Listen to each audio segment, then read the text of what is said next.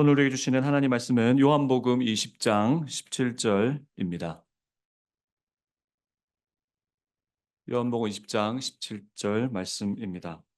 하나님 말씀을 들으시기를 바랍니다. 예수께서 이르시되 나를 만지지 말라 내가 아직 아버지께로 올라가지 못하였노라. 너는 내 형제들에게 가서 이르되 내가 내 아버지 곧 너희 아버지 내 하나님 곧 너희 하나님께로 올라간다 하라 하신대. 아멘.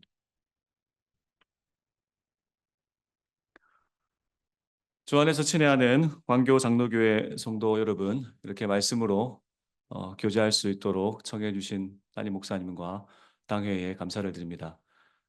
지금까지와 마찬가지로 바른 신앙과 바른 신학 위에 든든히 앞으로도 세워져 가는 교회가 되시기를 주님의 이름으로 축원을 드립니다. 우리는 오늘부터 대림절을 시작합니다. 기독교인들에게 오늘이 새해 첫날입니다.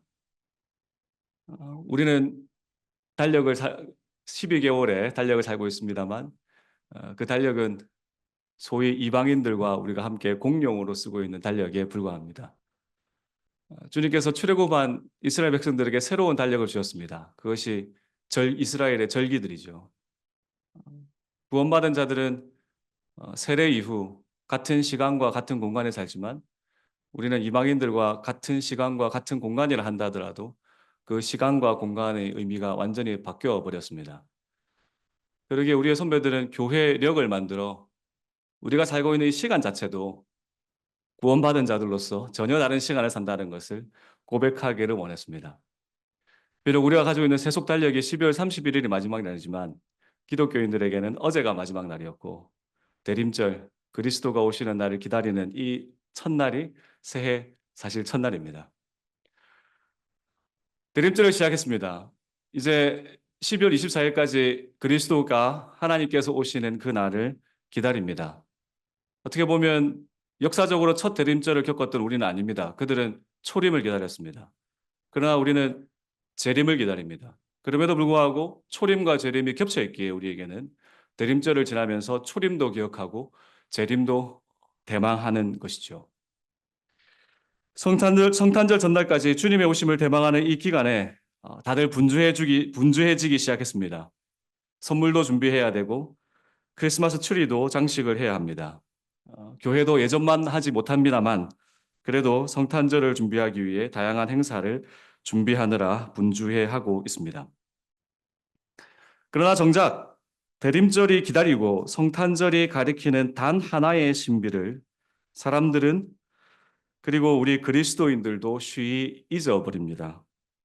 그 신비는 하나님이 인간이 되신 신비입니다. 하늘에 계신 하나님이 땅으로 내려오신 신비입니다. 철학적으로, 논리적으로, 개념적으로는 파악 불가능한 신비입니다. 철학적으로, 개념적으로 영원은 시간이 아닌 것이 영원입니다. 시간 안에 들어올 수 없는 것이 영원입니다. 무한은 유한이 될 수 없기 때문에 무한입니다.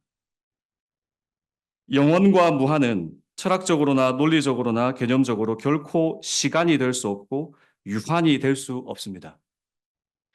그러나 이 영원하신 하나님, 무한하신 하나님이 시간 안에 인간이 되시고 유한한 인간이 되신 것이 기독교 복음의 시작입니다. 십자가와 부활이 중요합니다. 그러나 십자가와 부활은 하나님이 인간이 되셨다라는 이 신비가 없으면 무의미합니다. 십자가상에서 무수한 사람들이 죽었습니다. 전설에 의하면 베드로도 십자가상에서 죽었습니다. 혹 바울도 십자가상에서 죽을 수 있습니다. 심지어 나사로는 비록 일시적이지만 죽은 지 3일 만에 다시 살아났습니다. 그러나 이들의 십자가와 이들이 살아난 사건에 위에 기독교가 세워지지 않습니다. 단지 십자가와 부활이라는 사건 그 자체가 의미를 가지는 게 아니라는 이야기죠. 기독교는 십자가와 부활이 중요하지만 그 십자가와 부활의 절대적인 가치는 하나님이 죽으시고 하나님이 부활하시고 하나님이 이 땅에 인간으로 오셨다는 것에서부터 시작합니다. 그러기에 십자가와 부활도 성탄이 없이는 무의미합니다. 누가 죽었느냐, 누가 다시 살아나셨느냐가 핵심인 것이죠. 십자가와 부활의 절대적인 가치는 하나님이 인간이 되셨다. 문자 그대로 하나님이 인간이 되셨다라는 이 신비에서만 그 의미를 가질 수 있습니다. 기독교 신앙은 십자가와 부활에서 시작하지 않습니다. 기독교 신앙은 성육신에서 시작합니다. 하나님이 땅에 내려오셔서 우리와 같은 인간이 되셨다. 그렇다면 우리는 질문을 해야 합니다. 특히 대림절을 시작하는 오늘, 성탄절을 기다리는 12월 첫날 오늘, 우리는 이방인이 아니라면 반드시 질문을 해야 합니다. 왜 하나님이, 왜 하나님이 인간이 되셔야 했는가는 질문입니다. 오늘은 이 질문에 대해 사도 요한이 전해주는 대답을 듣고자 합니다. 요한은 우리에게 하나님이 인간이 되심으로써 더 정확하게 하나님이 죄인이 되심으로써 죄인인 저와 여러분이 하나님과 같이 되었다고 말해주고 있습니다. 방금 제가 쓴 표현이 좀 과할 수 있습니다. 하나님이 인간이 되심으로 우리가 하나님과 같이 되었다는 표현은 과할 수 있습니다만, 그러나 요한이 전해주는 복음은 딱 요 말이 정확한 표현이 됩니다. 왜냐하면 하나님이 죄인이 되심으로 우리가 독생하신 하나님의 형제 자매가 되었고, 성부 하나님을 아버지라 부르는 하나님의 가족이 되었기 때문입니다. 이 복음의 소식을 이 시간 함께 나누면서 대림절을 시작하려 합니다. 기쁜 마음으로 대림절을 시작하려 합니다. 하나님이 인간이 되신 신비가 우리에게 선물한 구원을 요한을 통하여 함께 들으면서 그분의 신비와 그분이 우리에게 주신 기쁨을 가지고 대림절을 시작하고 성탄절을 기다리기를 소망합니다. 흥미롭게도 요한복음은 마태복음이나 누가복음과 달리 예수님의 탄생 이야기를 말하고 있지 않습니다. 성탄절이 가까울수록 가장 인기가 덜한 책이 요한복음입니다. 요한복음에는 어머니 마리아와 요셉의 이야기가 나오지 않고 동방박사 이야기가 나오지 않고 헤롯 왕이 예수님을 죽이자고 했던 그런 시도도 기록되어 있지 않습니다. 그러나 그렇다고 요한복음이 예수님의 탄생에 대해 관심이 없었던 것은 전혀 아닙니다. 오히려 예수님이 어디 출신이시고 그분의 아버지가 누구신가에 대하여 요한은 지대한 관심을 가지고 있었습니다. 비록 요한복음이 예수님의 탄생 기사, 이 땅에서부터 태어나셨다라는 탄생 기사는 기록하고 있진 않지만 요한은 조금 다른 관점에서 예수님이 어디에서부터 오셨고 그분의 아버지가 누구신가를 아주 강조하여 요한복음 전체를 쓰고 있습니다. 오늘은 다 살피긴 힘듭니다만 요한복음을 쭉 한번 살펴보시면서 요한이 예수님의 출신과 그분의 아버지에 대해서 어떻게 강조했는지를 함께 살펴보고자 합니다. 요한은 복음서의 시작에서부터 예수님은 어디 출신이신가, 그분의 아버지는 누구신가라는 질문을 염두에 두고 시작합니다. 요한복음 1장 1절에서 3절입니다. 요한복음을 쭉 처음부터 끝까지 대목대목 살펴볼 것이기 때문에 같이 이렇게 요한복음을 찾아가시면서 말씀을 들으시면 좋겠습니다. 먼저 요한복음 1장 1절에서 3절입니다. 같이 한번 읽어보실까요? 시작.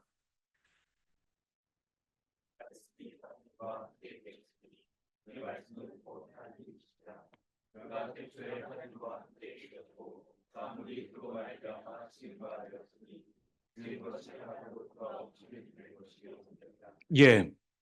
여기에서 말씀이라고 되어 있는 분이 성자 하나님 예수 그리스도이십니다. 이분은 땅에 계셨던 분이 아닙니다. 이분은 하나님과 함께 계셨습니다.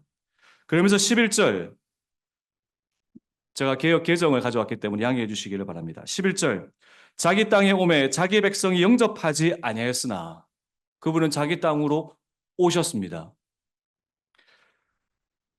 이 오셨다는 말 앞에 요한복음 전체를 살펴보면 요 앞에 가로를 쳐서 내려오셨다는 표현을 넣어야만 요한이 하고자 하는 말을 제대로 알 수 있습니다. 요한복음 1장 18절, 본래 하나님을 본 사람이 없으되 아버지 품속에 있는 독생하신 하나님이 나타내셨습니다. 하나님과 함께 계셨던 독생하신 하나님이 이 땅에 오셔서 괄호치고 내려오셔서 그분이 아버지 하나님을 나타내 보이셨습니다. 그러게 요한복음 1장 51절은 아주 수수께끼 같은 말씀으로 끝을 맺고 있습니다. 또 이르시되 진실로 진실로 너희에게 이르노니 하늘이 열리고 하나님의 사자들이 인자 위에 오르락 내리락 하는 것을 보리라 하시니라. 아주 수수께끼 같은 말씀입니다만 그분께서 하늘에서부터 내려오셨기에 그분이 내려오시면서 하늘을 열어주셨다는 말씀입니다. 마태와 누가는 또한 마가는 예수님이 땅에서부터 태어나셨다는 것을 강조합니다. 그러나 요한은 의도적으로 예수님이 성탄절 아침에 태어나셨다는 기록을 빼고 있습니다. 요한이 몰랐던 것 아닙니다. 요한의 의도입니다. 그는 지금 예수께서 이 땅에서부터 태어나셨다는 것보다 당연히 마리아의 몸을 통해 태어나셨죠. 그러나 그분이 태어나신 분이지만 땅에서부터 태어나신 분이지만 원래 그분은 하늘에서부터 내려온 분이시라는 것을 강조하고 싶어 합니다. 이런 요한의 관심은 이런 요한의 강조는 요한복음 3장에도 이어집니다. 니고데모가 예수님을 찾아왔습니다. 그때 니고데모가 예수님을 향하여 인사를 합니다. 하나님으로부터 오신 선생님이라고 인사합니다. 이 말은 선지자와 같다는 말이죠. 땅에서부터 왔다는 말입니다. 그러나 예수님께서 그 니고데모의 말씀을 들으시면서 본인이 누구신지를 다음과 같이 알려주셨습니다. 요한복음 3장 13절 같이 한번 읽어보실까요? 3장 13절 시작.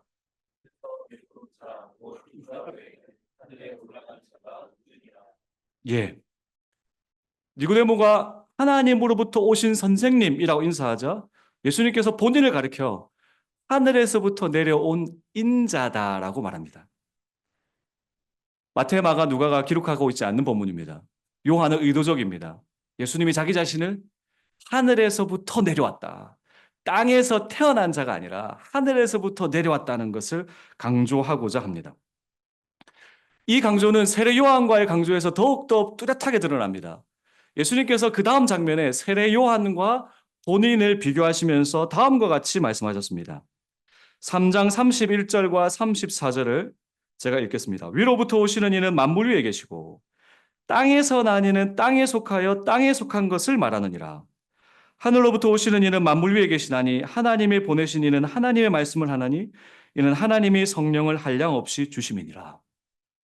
여기에 하늘에서부터 온 자는 예수님이요 땅에 속하여 땅의 것을 말하는 자는 세례 요한입니다. 마태, 마가, 누가의 세례 요한과 예수님이 비교될 때 이 말씀을 하시지 않습니다. 그러나 요한복음은 예수님께서 세례 요한과 본인을 비교하시면서도 본인은 하늘에서 내려왔고 세례 요한은 땅에 속하였다. 하늘과 땅이라는 장소로 비교하고 계십니다.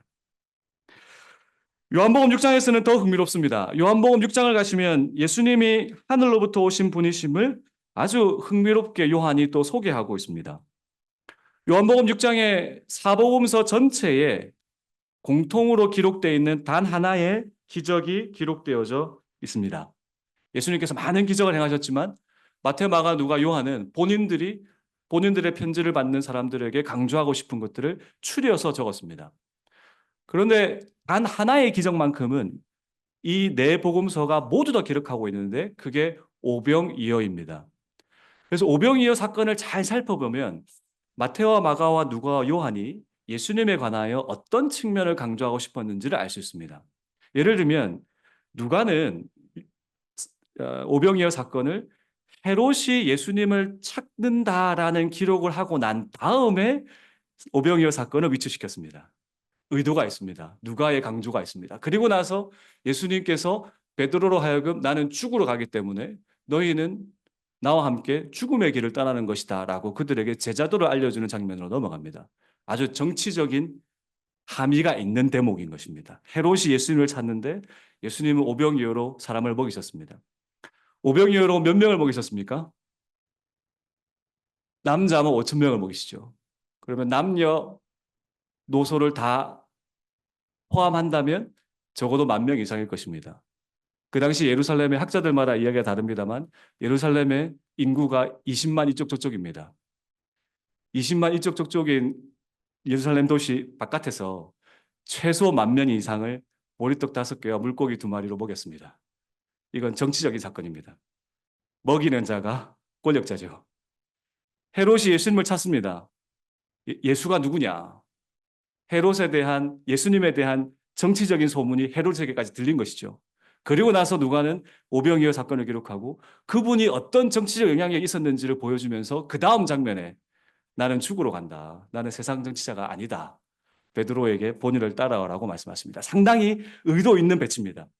그러면 요한은 이 말씀으로 무엇을 말하고자 하느냐를 알 수 있습니다.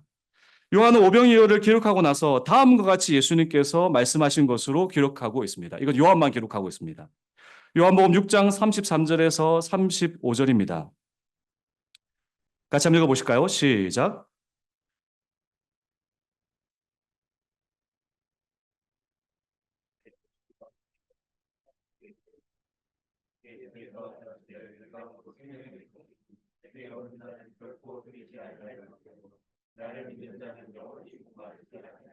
예, 아멘.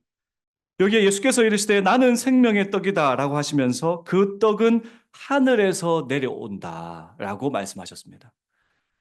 요한만 오병이어를 행하시고 난 다음 본인을 가리켜 예수님께서 하늘에서 내려온 떡이다라고 말씀하신 것으로 기록하고 있습니다. 그런데 요한은 줄기차게 예수님은 땅에서 태어나신 분이라기보다 하늘에서 내려온 분이심을 강조하고 있습니다. 요한복음 7장에서부터도 마찬가지입니다. 요한복음 7장이 되면 이제 장면은 예루살렘 성전을 중심으로 한 유대인들과의 설전으로 장면이 옮겨집니다. 이 유대인 지도자들과의 설전에서도 역시 문제거리는 예수님의 출신지입니다. 유대인들은 집요하게 예수님의 출신과 그분의 아버지가 누구신지를 확인하고자 했습니다. 그러면서 그들은 예수님을 향하여 다음과 같이 질타합니다.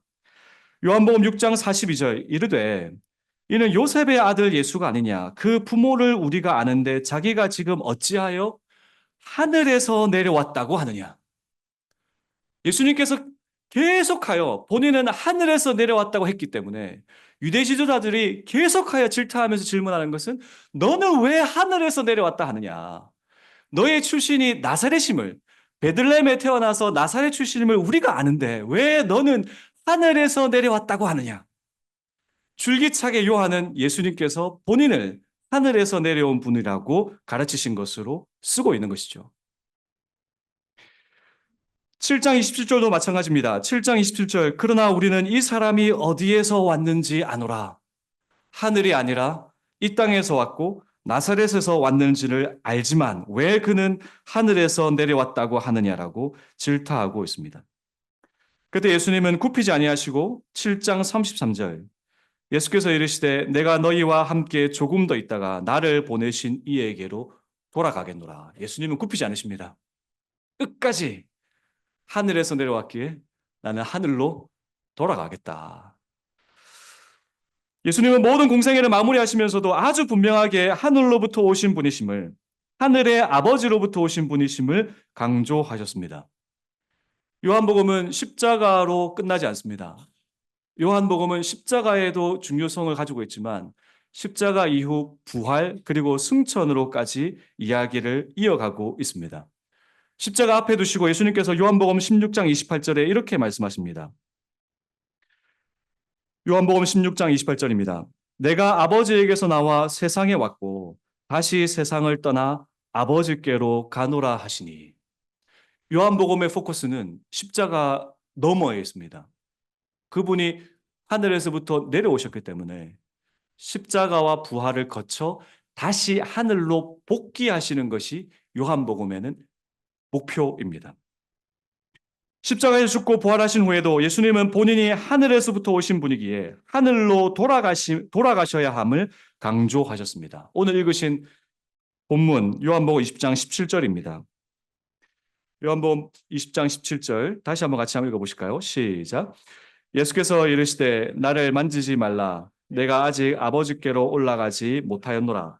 너는 내 형제들에게 가서 이르되 내가 내 아버지 곧 너희 아버지 내 하나님 곧 너희 하나님께로 올라간다 하라 하신대. 아멘. 부활절 아침입니다. 요한복음에는 땅에서 태어나신 기사도 기록해 있지 않지만 요한복음은 승천 기사도 빼놓고 있습니다. 참 요한은 재밌는 사람입니다. 그런데 요한은 태어나신 것도 기록하지 않았지만 승천 기사도 기록하고 있진 않지만 요한의 특징은 부활절 아침과 승천 사건이 하나의 사건으로 기록되어져 있다는 게 특징입니다. 누가는 예수님께서 부활하시고 난 다음 40일이라는 역사적 시간을 둡니다. 그러면서 그 40일 동안 예수님께서 어떤 일을 하셨는지를 가능한 한 상세히 적고자 하였습니다. 그러나 요한은 40일이라는 역사적 시간은 뺍니다. 오히려 부활절 아침에서부터 그분은 마치 승천하고 계시는 것처럼 기록하고 있습니다. 부활절 아침에 예수님께서 마리아가 잡으려고 하자 뿌리치시면서 잡지 말라. 그러시면서 하신 말씀이 아버지께로 내가 돌아가야 한다. 그러기에 예수님의 임무는 요한이 볼 때 예수님의 임무는 십자가만이 그분의 임무가 아닙니다. 부활만이 그분의 임무가 아닙니다. 그분의 임무는 십자가에서 죽고 부활하시고 승천하시는 것이 그분의 임무입니다.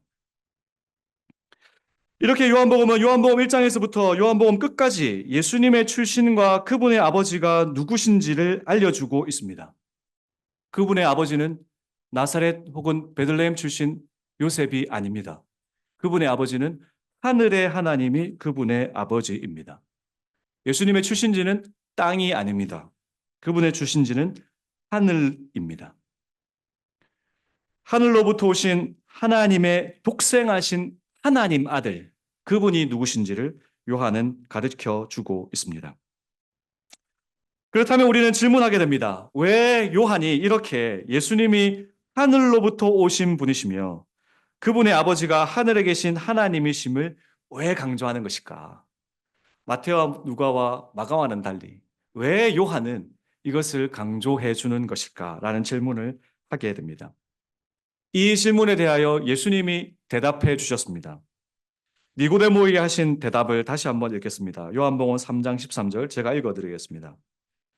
하늘에서 내려온 자, 곧 인자 외에는 하늘에 올라간 자가 없습니다. 요한은 이 한마디를 강조하고자 합니다. 하늘에서 내려온 자, 곧 인자 외에는 하늘에 올라갈 수 있는 자가 없습니다. 요한복음 16장 28절도 마찬가지입니다. 내가 아버지에게서 나와 세상에 왔고 다시 세상을 떠나 아버지께로 가노라 하십니다. 아버지께로부터 온 자만이 아버지께로 갈 수 있습니다. 하늘에서 내려온 자만이 하늘로 복귀할 수 있습니다. 그러면서 예수님은 유대의 지도자들에게 다음과 같이 질타하신 것으로 나옵니다. 그들을 비판하시면서 그들은 하늘에 오지 못한다고 말씀하셨습니다. 요한복음 8장 21절과 23절입니다. 요한복음 8장 21절과 23절. 제가 가져온 버전으로 읽어드리겠습니다. 내가 가리니 21절 중간부터 읽겠습니다. 내가 가리니 너희가 나를 찾다가 너희 죄 가운데서 죽겠고 내가 가는 곳에는 너희가 오지 못하리라. 유대인들 지도자들은 하늘에 가지 못합니다. 예수님께서 이르시되 너희는 아래에서 났고 왜 오지 못하는가? 출신지가 다르기 때문입니다. 그들은 아래에서 났고 23절입니다. 나는 위에서 났으며 너희는 이 세상에 속하였고 나는 이 세상에 속하지 아니하였느니라. 요한은 요한복음 1장에서부터 끝까지 출신지가 복귀를 결정한다는 것을 말해주고 있습니다. 출신지가 어디인가? 그것이 복귀를 결정합니다. 예수님은 출신지가 하늘이기에 그분만 하늘로 복귀하실 수 있습니다. 출신지가 땅인 자들은 하늘로 복귀할 권한이 없습니다. 예수님만 하늘로부터 내려오셨기 때문에 그분만 하늘로 올라가실 수 있습니다. 세례 요한도 그리스도가 아니기에 그는 하늘로부터 내려온 자가 아닙니다. 예수님께서 말씀하셨죠? 땅에 속한 자는 땅의 것을 말하고 하늘에서 온 자는 하늘의 것을 말한다. 제자들도 마찬가지입니다. 그들은 예수님처럼 하늘로부터 내려온 자들이 아닙니다. 그들의 복귀 장소가 하늘이 아닙니다. 요한은 요한복음 1장에서 끝까지 복귀 장소는 출신의 문제요. 출신지가 어디냐가 복귀를 결정한다고 알려주고 있습니다. 이건 우리의 실생활에도 아주 정확한, 어떻게 보면 단순한 진리죠. 다들 직장을 다니십니다만 직장을 다니기 위해서 집을 나오시면 그 다음에 다시 집으로 돌아가십니다. 나온 곳이 여러분들의 각 가정이기 때문입니다. 남자 성도들은 군복무를 합니다. 제가 군에 갈 때는 3년이었고 지금은 1년 6개월입니다만 군복무를 들어가서 첫 100일 휴가를 나오면 3박 4일 있다가 다시 뭐 해야 합니까? 자대, 부대 복귀해야 합니다. 나온 곳으로 반드시 돌아가야 합니다. 복귀 장소는 어디서 나왔냐의 문제입니다. 군복무가 끝나고 다시 사회로 다시 복귀합니다. 그때는 또 어디로 복귀합니까? 본인들이 3년 동안 군복무하기 위해서 1년 반 동안 군복무하기 위해서 나왔던 집으로 복귀합니다. 복귀는 출신의 문제입니다. 어디서 나왔느냐가 복귀를 결정하게 되어 있습니다. 그런데 요한은 요한복음 1장에서부터 끝까지 복귀는 출신의 문제인데 하늘이라는 복귀 장소는 예수님에게만 해당한다는 것을 말해주고 있습니다. 그런데 여러분, 이러한 강조가, 요한의 강조가 복음입니다. 요한복음은 우리에게 복음이라고 전해졌습니다. 예수님만이 하늘에 계신 하늘로, 하나님이 계신 하늘로 복귀할 수 있고 예수님 외에는, 문자 그대로 예수님 외에는 누구도 하늘에 올라갈 수 없다는 요한의 강조입니다. 이 강조가 우리에게도 해당합니다. 저와 여러분은 하늘에서 예수님처럼 내려온 자들이 아닙니다. 우리의 복귀 장소는 그러기에 하늘이 아닙니다. 그런데 왜 이게 복음입니까? 요한은 지금 요한복음 1장에서부터 끝까지 하늘이 복귀 장소일 수 있는 유일한 인간은 예수 그리스도뿐이다. 그분은 독생하신 하나님으로 하늘에서 내려온 분이기 때문에 그분만 하늘에 복귀할 수 있다고 가르쳐주는 이것이 왜 우리에게 복음이 됩니까? 왜냐하면 하늘에서 내려오실 때는 혼자 오셨지만 그분이 복귀하실 때는 혼자 복귀한 게 아니기 때문이죠.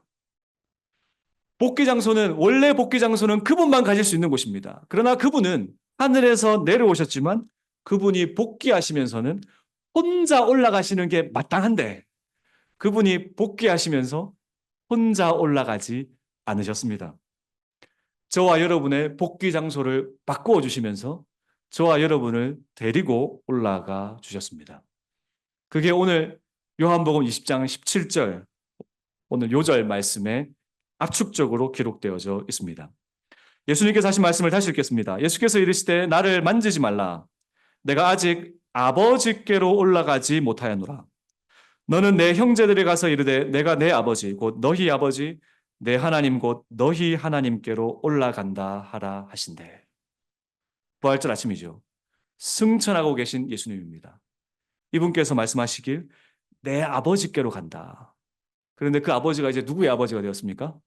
내 아버지 곧 너희 아버지, 내 하나님 곧 너희 하나님께로 올라간다라고 하라. 아주 흥미로운 것은 요한은 요한복음 1장에서부터 요한복음 20장 16절 앞까지 하늘에 계신 하나님을 향해 아버지란 단어를 예수 그리스도만 쓰도록 철저하게 하고 있습니다. 한번 댁에 가셔서 어플로 아버지란 단어를 쭉 한번 찾아보십시오. 요한복음 20장 16절까지 하늘에 계신 하나님을 예수님만 아버지라 100회 이상 부릅니다. 그런데 20장 17절 승천하시는 예수님께서 이때 내 아버지에게로 가지만 그때까지는 예수님만의 아버지죠. 그런데 지금 누구에게 올라간다? 내 아버짐과 동시에 너희들의 아버지, 내 하나님과 동시에 너희들의 하나님께 올라간다라고 예수님이 말씀하고 계십니다. 오실 때는 혼자 오셨습니다. 그분만이 하나님의 친아들입니다. 그래서 우리가 그분을 가리켜 독생자 하나님이라고 부릅니다. 독, 숫자적으로 단수죠. 그분만이 하나님의 친아드님입니다. 독생자 하나님이 홀로 오셨습니다. 그 누구도 예수님처럼 하늘에서 온 자는 없습니다. 그러기에 그분만 하늘로 복귀하시는 것이 마땅합니다. 그런데 그분께서 하늘로 복귀하실 때는 혼자 올라가지 않으시고 우리를 친형제와 자매로, 그분의 친아버지이신 하나님을 우리도 입양된 자들로 아버지라 부를 수 있도록 해주시면서 우리를 가족으로 만드셔서 데리고 올라가고 계십니다. 창세기 3장 19절, 내가 흙에서 취함을 입었습니다. 너는 흙이니 흙으로 돌아갈 것이니라. 하나님께서 타락한 아담에게 하신 형벌입니다. 너는 흙에서 취했기에 흙으로 돌아가라. 신약 성경으로 말하면 우리는 죄에서 태어났기에 죄로 돌아가야 합니다. 저와 여러분의 복귀 장소는 죄입니다. 시편 51편, 다윗이 밧세바를 범한 후에 그가 회개하면서 노래 불렀던 게 시편 51편이죠. 시편 51편에 하나님께만 죄를 지었습니다. 그러면서 다윗이 하는 고백이 나는 모태에서 죄 가운데 태어났습니다. 아주 어려운 신학적 용어로 우리가 원죄라고 합니다만 그건 신학적 용어고 시편 51편 모태에서 저는 죄 가운데 태어났습니다. 성경에 계십니다. 우리 모두 죄 가운데 태어났습니다. 우리의 모친도 죄 가운데 태어나서 죄 가운데로 돌아갈 자였습니다. 우리는 모두 죄 가운데 태어났기에 죄 가운데 태어났으니 죄로 돌아가야 합니다. 우리의 원래 복귀 장소는 하늘이 아닙니다. 우리의 원래 복귀 장소는 죄의 영원한 형벌이 우리의 원래 복귀 장소였습니다. 그러나 하나님께서 우리의 복귀 장소를 바꾸시려고, 저와 여러분의 복귀 장소를 바꾸시려고 그분이 하늘에서부터 내려오셨다가 하늘로 복귀하셔야 했던 것입니다. 그분은 하늘부터 내려오셔서 복귀하시면서 우리의 복귀 장소를 바꾸어 주셨습니다. 하나님은 천사를 보내시지 않으셨습니다. 하나님은 베드로를 파송하지 않으셨습니다. 하나님은 바울을 파송하지 않으십니다. 기독교 복음은 하나님이 우리의 복귀 장소를 바꾸시기 위해 그분이 내려오셨다가 우리를 그분이 데리고 올라가신 것으로 기독교는 말하고 있습니다. 이 모든 복음을 바울은 다음과 같이 요약하며 말해줍니다. 에베소서 2장을 한번 찾아보실까요? 에베소서 2장 1절과 4절에서 6절입니다.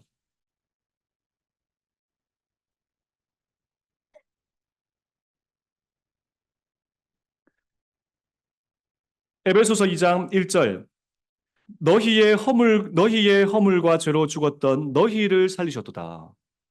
에베소 성도들 죽은 자 아무도 없습니다. 생물학적으로, 의학적으로 이들은 잘 살아 있습니다. 그러나 그들을 가리켜 죄와 허물로 죽었었다. 무슨 말입니까? 죄와 허물로 당신들의 복귀 장소는 영원한 형벌이었다. 죄와 허물로 당신들은 하나님의 가족이 아니었고, 당신들은 하나님을 아버지라 부를 수 없는 자들이었고, 예수 그리스도가 형제요 자매가 아니었고, 당신들의 복귀 장소는 죄에 대한 영원한 형벌이었다. 그러나 4절에서 6절을 같이 한번 읽어보실까요? 시작. 풍성하신 하나님이 우리를 사랑하신 그 큰 사랑을 인하여 허물로 죽은 우리를 그리스도와 함께 살리셨고 너희가 은혜로 구원을 얻은 것이라. 또 함께 일으키사 그리스도 예수 안에서 함께 하늘에 앉히시니, 우리의 복귀 장소를 바꾸었다는 이야기를 바울도 하고 있습니다. 6절에 함께 일으키사 그리스도 예수 안에서 함께 하늘에 앉히시니에, 앉히시니의 시제가 뭐겠습니까? 하늘에 앉힐 것이답니까? 하늘에 앉혔답니까? 시제는 완료입니다. 앉혔습니다. 언제요? 그리스도께서 승천하실 때죠. 에베소 교회 성도들, 그 누구도 그리스도가 죽을 때 죽은 자 없습니다. 예수님께서 십자가에 죽을 때 에베소 성도들 함께 죽지 않았습니다. 그러나 바울은 아주 신비로운 이야기를 합니다. 예수님이 죽을 때 너희도 죽었다. 똑같은 말씀이 로마서 6장에도 나옵니다.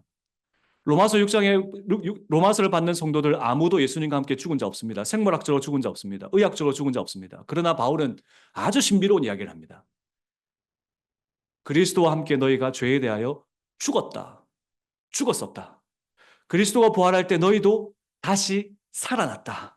그리고 에베소서 2장에는 그리스도가 승천할 때 너희도 이미 하늘에 갇혔다. 골로새서 3장도 마찬가지입니다. 골로새서 3장을 한번 보실까요?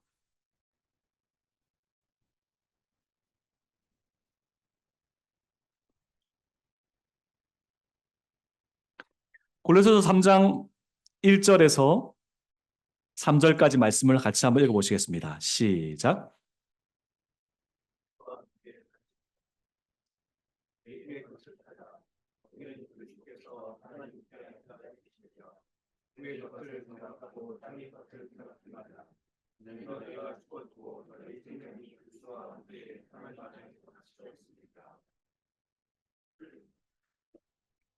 예, 거기에 3장 3절에 우리의 생명이 어디에 감추어져 있습니까? 그리스도와 함께 하나님 안에 감추어져 있습니다. 그런데 하나님 안에라는 표현보다 골로새서 3장의 문맥에는 그리스도와 함께가 더 중요한 표현입니다. 그리스도와 함께 감추어져 있습니다. 그럼 이 그리스도가 어디에 계십니까? 3장 1절. 그리스도께서 어디 계시죠? 하나님 우편에 계십니다. 여기에 계신 그리스도를 이야기하지 않습니다. 하나님 우편으로 올라가신 그 그리스도와 함께 우리의 생명이 거기에 있습니다. 여기에 생명은 생물학적 생명 말하는 거 아닙니다. 우리의 존재 전체입니다. 우리라는 존재 전체가 그리스도와 함께 하나님 안에 감추어져 있습니다. 거기에 감추어져 있다는 표현입니다. 주기도문의 첫 구절, 하늘에 계신 우리 아버지여를 우리는 땅에서 부르는 것만이 아닙니다. 우리는 이미 하늘에 앉힌 자들로, 비록 우리의 몸은 땅에 있지만 그리스도와 함께 하늘로 복귀된 자들로 하나님을 향하여 하늘에 계신 우리 아버지라고, 거기에 계신 아버지를 그리스도만 거기로 복귀하여서 거기에서 하나님을 아버지라 부를 수 있었음에도 불구하고 그 그리스도가 우리의 복귀의 장소를 바꾸어 주심으로 하늘에 앉힌 자들로 거기에 계신 하나님을 아버지라, 그리스도와 마찬가지로 성자와 마찬가지로 부를 수 있습니다. 주 안에서 친애하는 성도 여러분, 여기에 대림절을 시작하는 우리에게 성탄절의 신비가 주는 기쁨이 있습니다. 여러분, 대림절을 지나시면서 고민하며 지나십시오. 왜 하나님은 본인이 직접 땅으로 내려오셔야 했는가? 왜 하나님은 천사를 십자가에서 죽게 하지 않으셨는가? 왜 하나님은 베드로를 대신하여, 자신을 대신하여 십자가에 죽게 하시고 그 십자가의 죽으심의 의미를 바꾸시면 되는데 왜 그분은 대리인을 쓰지 않으시고 본인이 죽으셨는가? 왜 하나님은 대리인을 파송하지 않으시고 하나님이 인간이 되셨는가? 그것을 우리는 고민하며 지나가야 합니다. 독생하신 하나님이 하늘에서 땅으로 내려오셨습니다. 하나님이 내려오셨습니다. 독생하신 하나님이 인간이 되셨습니다. 독생하신 하나님이 더 정확하게 죄인이 되셨습니다. 왜 독생하신 하나님은 하늘에서 땅으로 내려오셔야 했습니까? 왜 독생하신 하나님이 죄인이 되셔야 했습니까? 요한은 왜 그분이 우리를 복귀 장소를 바꾸셔야 했기 때문이라고 답을 하고 있습니다.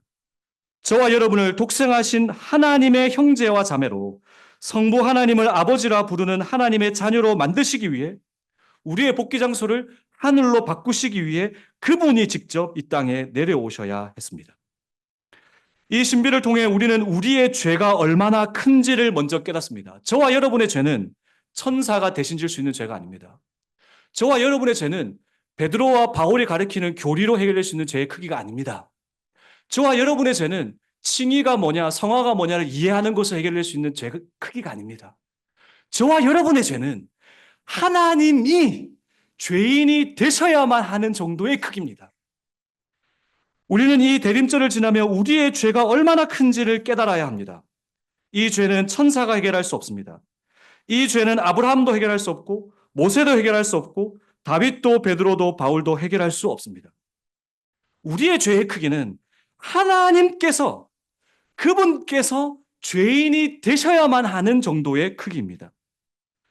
하나님께서, 독생하신 하나님께서 하늘에서 땅으로 내려오셔서 직접 십자가에서 죽으시고 부활하시면서 승천하심으로써만 해결할 수 있는 정도의 크기입니다.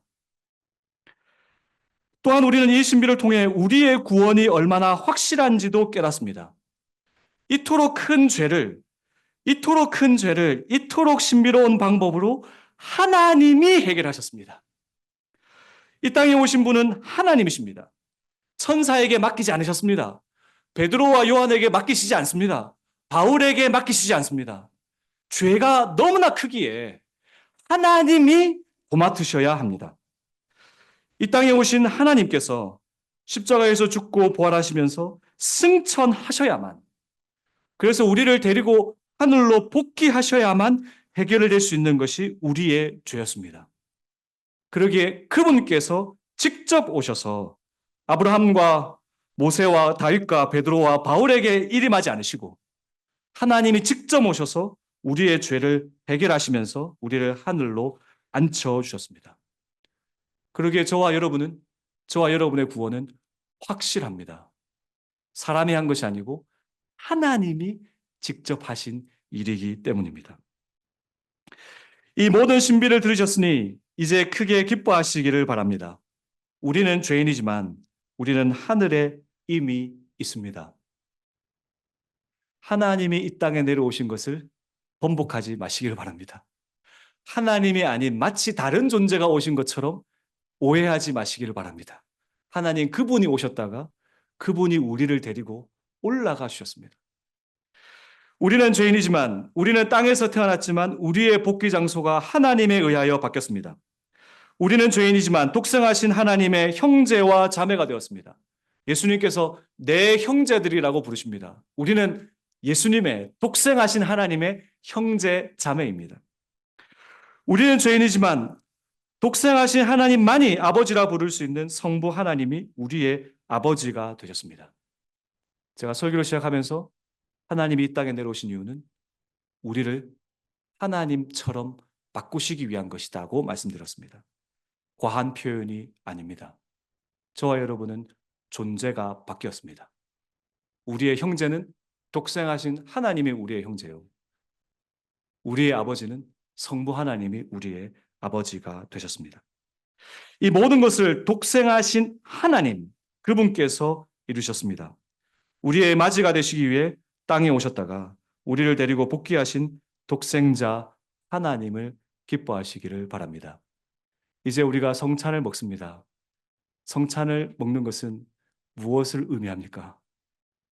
이 그리스도와 우리가 한 몸임을 의미합니다. 성찬을 먹는 자는 그리스도와 함께 십자가에 죽었다는 것을 의심하면 안 됩니다. 우리가 연합한 이 그리스도, 그분 안에서 우리는 십자가에서 그분이 죽을 때 죽은 것입니다. 성찬을 먹는 자는 그리스도가 부활할 때 그분과 함께 부활했다는 것을 의심하면 안 됩니다. 왜냐? 부활하신 그리스도와 우리가 한 몸이기 때문입니다. 마지막, 성찬을 먹는 자는 하늘에 앉았다는 것을 의심하면 안 됩니다. 그분이 우리를 데리고 하늘로 올라가셨는데 그분과 우리가 한 몸이기 때문입니다. 성도 여러분, 말씀을 들으셨고 성찬을 먹으실 것입니다. 하나님께서 이 땅에 내려오셨다가 독생하신 그분이 우리를 데리고 하늘로 복귀하셨고 그분과 함께 한 몸이 되었기에 우리가 이미 하늘에 앉혔다는 것을 믿어 의심치 마시기를 바랍니다. 이 땅에 우리의 복귀 장소를 바꾸시기 위해 오신 독생하신 하나님을, 우리의 복귀 장소를 바꾸어 주신 이 복음을 가지고 기쁜 마음으로 대림절을 지내시면서 성탄을 대망하시기를 주님의 이름으로 축원합니다.